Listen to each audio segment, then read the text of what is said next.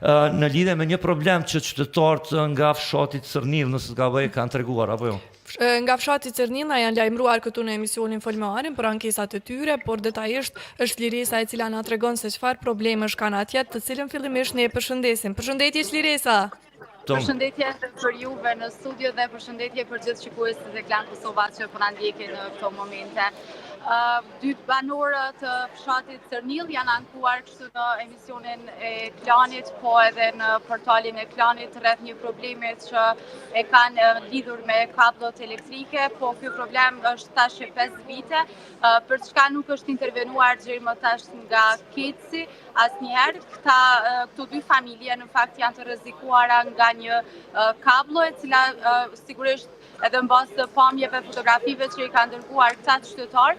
vërehet që pra kabllo i kalon mbi kulmet e shtëpive të tyre dhe kështu duke paraqitur një rrezik përgjithshëm për sigurinë e këtyre dy familjeve në fshatin Cërnill. Por fshati Cërnill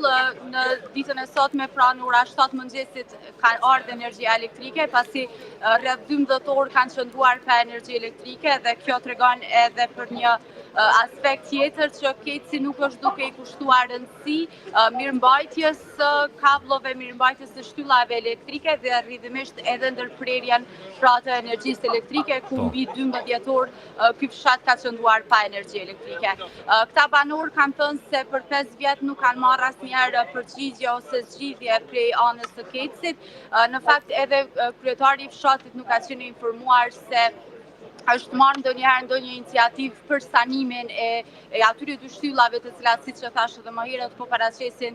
rrezik në këtë fshat. Ne kemi raportuar edhe më herët në Folmarin që fshati Cërnill vazhdon të mbetet pa ujë të pishëm, por edhe probleme me energji elektrike sa i ka shtuar problemet e fshatit në përgjithësi, për çka banorët ballafaqohen çdo ditë pra me këto probleme. Por për aq kohë sa unë po qëndroj në shesh, këtu kam takuar edhe qytetarë të tjerë të cilët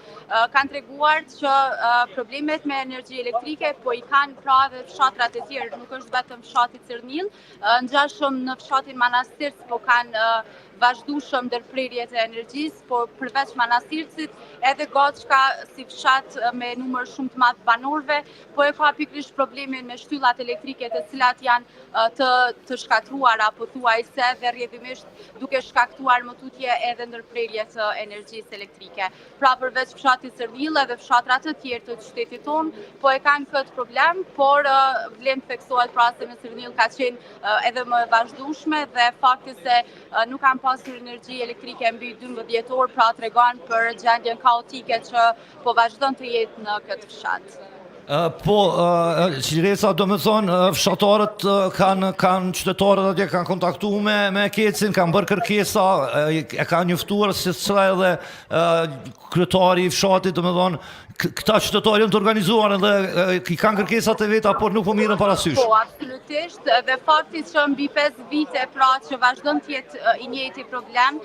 për 5 vite nuk është marrë asnjë iniciativë për sanimin e këtyre shtyllave dhe për zgjidhjen e këtij problemi, tregon shumë ndoshta papërgjegjësinë e kësaj kompanie që nuk ballafaqohet pra dhe nuk i merr përgjegjësitë për aq sa kërkohet në mënyrë që të sanohet ky problem në përgjithësi. Që mund të jetë edhe shumë i rrezikshëm dhe fatal për fatkeq, sepse kemi të bëjmë me rrymën. Liresa, Ferizaj këtë mëngjes po duket bukur kështu background aty. Po shumë i zhurmshëm, ka shumë qytetarë sot po shënohet dita e tokës në qytetin e Ferizajt, dhe edhe mbas të pamjeve mbrapa meje po vret një fluks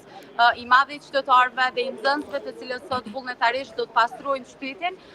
por pritet që pas pak edhe kryetari i komunës të dalë në shesh dhe të bëj mbjelljen e luleve, rrjedhimisht edhe të drujmëve dekorativ, të cilët do të bëjnë ndoshta edhe zbukurimin të qytetit edhe të pastrojnë, por rrjedhimisht edhe të përcjellin mesazhin për mbrojtjen e tokës dhe